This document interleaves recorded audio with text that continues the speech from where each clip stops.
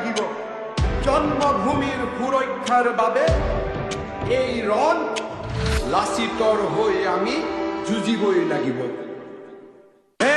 আহিলে আহিলে মামা আহিলে টঙালি বান্ধিবৰ হ'ল এই জাতি মাটি ভেটি বুকুতে বান্ধি আগুৱাই যাওঁ ব'ল আহিলে আহিলে হিমন্ত আহিলে ওলাই আহ অসমীয়া নতুন অসমে সপোন দেখিছে আকাশ চুবলৈ এই বান্ধিল টঙালি বান্ধিল আকৌ আহিল মামা সাৱধান সাৱধান বিদেশী সাৱধান আহিল আমাৰ মামা মোৰ জাতিৰ সেনানী মই মোৰ জাতিৰ প্ৰহৰী মই অক্লান্ত পৃথিৱীৰ দৰে মই দৌৰিবই লাগিব ৰমুৱা ঘোঁৰাৰ দৰে মই চেকুৰিবই লাগিব জন্মভূমিৰ সুৰক্ষাৰ বাবে এই ৰণ লাচিতৰ হৈ আমি যুঁজিবই লাগিব আহিলে আহিলে মামা আহিলে টঙালি বান্ধিবৰ হ'ল এই জাতি মাটি ভেটি বুকুতে বান্ধি আগুৱাই যাওঁ ব'ল আহিলে আহিলে হিমন্ত আহিলে ওলাই আহ অসমীয়া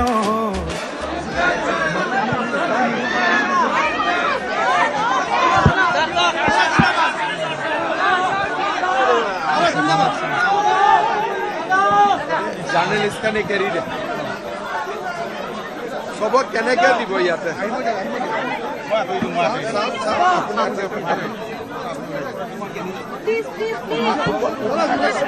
ৰাস্তা দিয়ে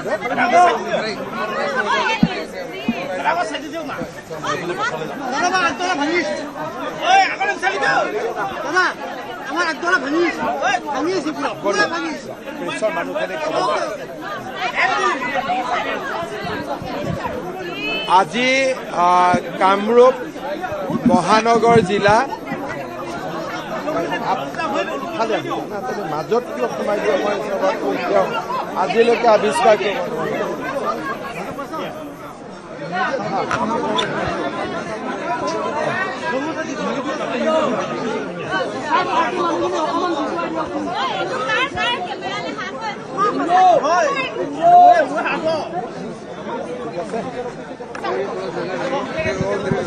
আজি কামৰূপ জিলা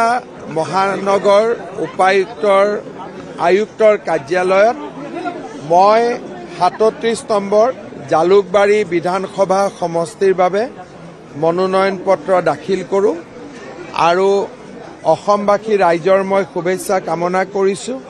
সকলোৱে যেন আমাক আশীৰ্বাদ কৰে আজি মোৰ বহুকেইজন সতীৰ্থও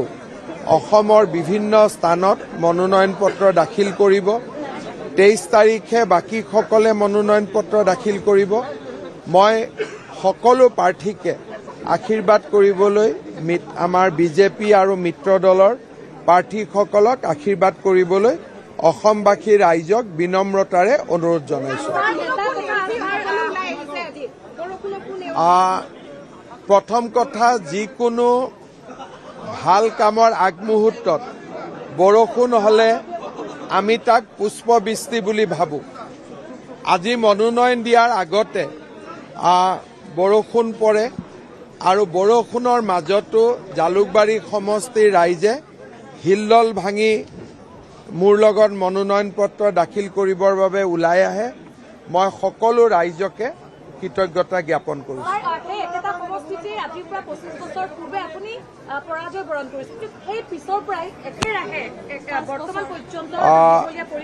(1996) চনত মই প্ৰথম জালুকবাৰী সমষ্টিত নিৰ্বাচনত প্ৰতিদ্বন্দ্বিতা কৰিছিলোঁ প্ৰায় 12,000 ভোটত মই পৰাজিত হৈছিলোঁ তাৰ পিছত 2001 চনত নিৰ্বাচনত মই জয়লাভ কৰোঁ 6 চনত জয়লাভ কৰোঁ 11ত জয়লাভ কৰোঁ 16ত জয়লাভ কৰোঁ 21ত জয়লাভ কৰোঁ এইবাৰ সমষ্টিটোৰ কিছু পৰিৱৰ্তন হৈছে তথাপিতো মই ভাবোঁ যে আগৰ দৰে পুনৰ গঠিত সমষ্টিটো মই ৰাইজৰ একেই শুভেচ্ছা আৰু আশীৰ্বাদ লাভ কৰিম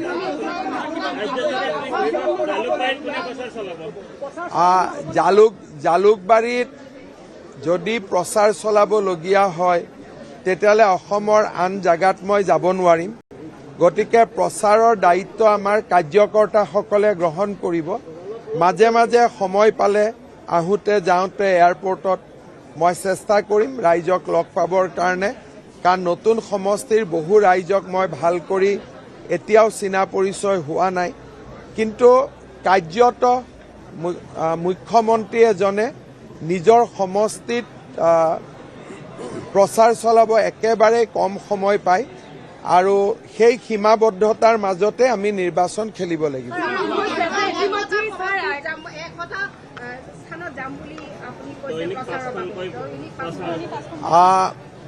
মানে ডেইলি 5খনকৈ মিটিং কৰিম, কিন্তু মই নাভাবোঁ যে 20 দিন আছে, কাৰণ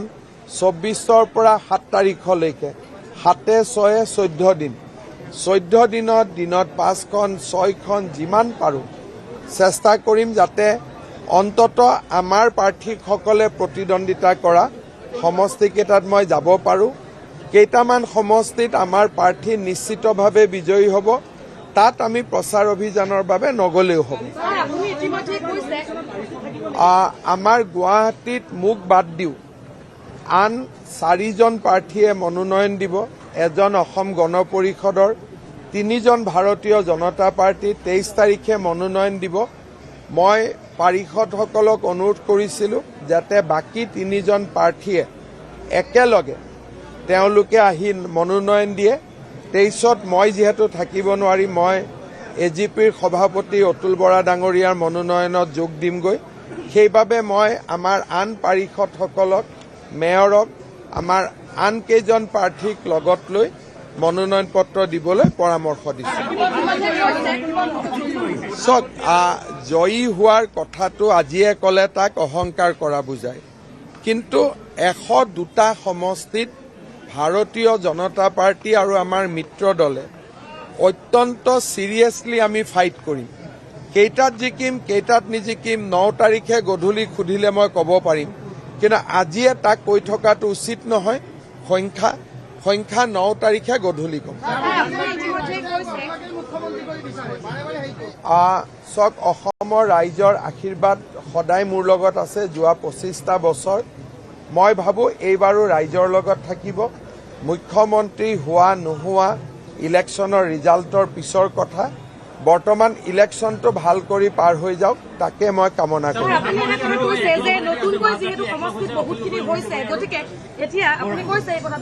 সমষ্টিটোৰ কিন্তু অধিকাংশ অভিভাৱক আচলতে আপোনাক অভিভাৱক হিচাপে ভাবিছে, তেওঁলোকে কৈছে যে সমষ্টিৰ প্ৰতিগৰাকী লোককে আপুনি নাম লৈ চিনি পায়, গতিকে অভিভাৱক হিচাপে পুৰণা সমষ্টিৰ মই প্ৰায়বোৰ আমাৰ কাৰ্যকৰ্তা কৰ্মী প্ৰায় 25,000 মান মানুহক মই নামেৰে সৈতে চিনি পাওঁ। নতুন সমষ্টিত সময় লাগিব, কিন্তু নতুন সমষ্টিটো আমাৰ পুৰণা সমষ্টিৰ 40% আছে, 60% নতুন অঞ্চল, তাতে সময় লাগিব। কিন্তু তাতো মই ছাত্ৰ সন্থা কৰি থকা দিনাৰ পৰাই সেই জেগাবোৰ ঘূৰি থকা, তাতো বহু বন্ধু বান্ধৱ আছে। লাহে লাহে তাতো মই জানো যে মানুহৰ লগত একাত্মতা নিশ্চিতভাৱে হৈ উঠিব।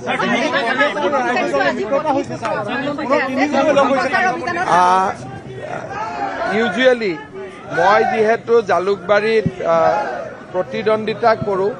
প্ৰচাৰ কৰাৰ সময় নাপাওঁ, গতিকে ৰিণিকীয়ে মোৰ হৈ আমাৰ ৰাইজৰ ওচৰলৈ যায়, বিশেষকৈ নামঘৰ, মন্দিৰ বা ধৰ্মীয় অনুষ্ঠানখিনিত। ল'ৰাটো আজি মনোনয়নৰ কাৰণে আহিছে, ৰাতিপুৱা গুচি যাব, ই ইমান পলিটিক্সত জড়িত নহয়। আজি ছোৱালীজনীও আহিব ইচ্ছা কৰিছিল, কিন্তু তাইৰ পৰীক্ষা আছে কাৰণে তাই আহিব নোৱাৰিব। চাওক, এতিয়া আৰু নমিনেশ্যন দিয়াৰ বতৰ, মিত্ৰতা হৈ নহয় কি কৰিব এতিয়া, আৰু কি প্ৰভাৱ পৰিব? মাত্ৰ 14টা দিন ইলেকশ্যন আছে। আজিৰ পৰা মিত্ৰতা হলে 2-3 মাহ আগত হলে বেলেগ কথা আছিল। আজিৰ পৰা হোৱা মিত্ৰতা কোন কাৰ ওচৰত যাব? এতিয়াতো সময় নাই। আৰু মইতো আপোনালোকক আগতে কৈ আছিলো যে মনোনয়ন পত্ৰ প্ৰত্যাহাৰৰ দিনলৈকে আপোনালোকে এওঁলোকৰ কথা একো বিশ্বাস নকৰিব, লগ লাগিবই। শিৱসাগৰত সম্ভাৱনা আছে যে আমি AGPৰ লগত আলোচনা কৰি আছো যে ভাৰতীয় জনতা পাৰ্টীয়েও তাত প্ৰাৰ্থী দিয়াৰ এটা সম্ভাৱনা আছে, কিন্তু আমি প্ৰাৰ্থী দিয়াৰ আগতে এজিপিৰ লগত আলোচনা কৰিব লাগিব আজি বা কালি মই এজিপিৰ লগত আলোচনা কৰি ল'ম প্ৰধানমন্ত্ৰী ডাঙৰীয়াই 4খন মিটিং কৰিব গৃহমন্ত্ৰী ডাঙৰীয়াই 6খনৰ পৰা 8খন কৰিব কিন্তু 28 তাৰিখৰ আগত কোনো নাহে আজি আমাৰ প্ৰাৰ্থীবিলাকৰ লগত ভিডিঅ' কনফাৰেন্সিং আছে তেতিয়া আমি ৰূপৰেখাটো বনাই ল'ম শিশিৰ বৰগাঁও আজি গধূলি প্ৰকাশ পাই যাব একো নাই গুৱাহাটী আমাৰ আটাইতকৈ গুৱাহাটীৰ 5টা সিট আমাৰ আটাইতকৈ সেফ সিট আৰু এইটো পাৰ্টিৰ সিট হয় আৰু আমাৰ গোটেই কেইজন জ্যেষ্ঠ নেতাই টিকেট পোৱা নোপোৱা সকলোৱে আমাক সমৰ্থন কৰিছে আৰু মই ভাবো অতুল বৰা ডাঙৰীয়া সিদ্ধাৰ্থ বৎসাজী ডাঙৰীয়া সকলোৱে আমাৰ প্ৰাৰ্থীসকলক আশীৰ্বাদ দিব দুইগৰাকীৰ লগতে মই টেলিফোনত কথাও পাতিছো সময় পালে মই যামো আমাৰ দলৰ ভিতৰত তেনেকুৱা কোনো সমস্যা নাই টিকট এটা নহলে তৎক্ষণিক কিছু প্ৰতিক্ৰিয়া দিয়ে কিন্তু সেয়া যোৱাকালিয়ে শেষ হৈ গৈছে আৰু নতুন একো নাই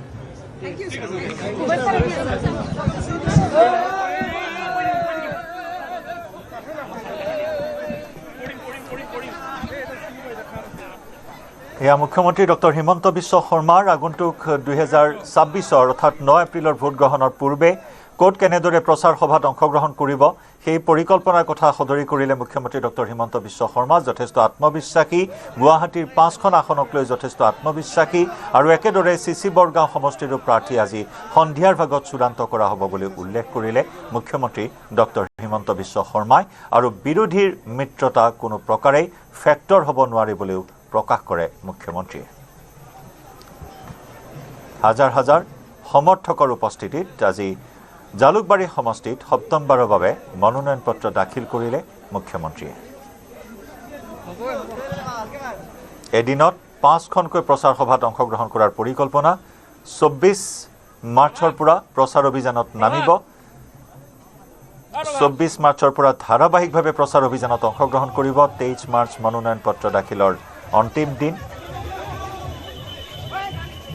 আৰু এতিয়া এই তৎপৰতা বৃদ্ধি পাইছে সমষ্টিয়ে প্ৰাৰ্থীসকলৰ মাজত মনোনয়ন পত্ৰ দাখিল কৰিবলৈ আগবাঢ়িছে প্ৰাৰ্থীসকল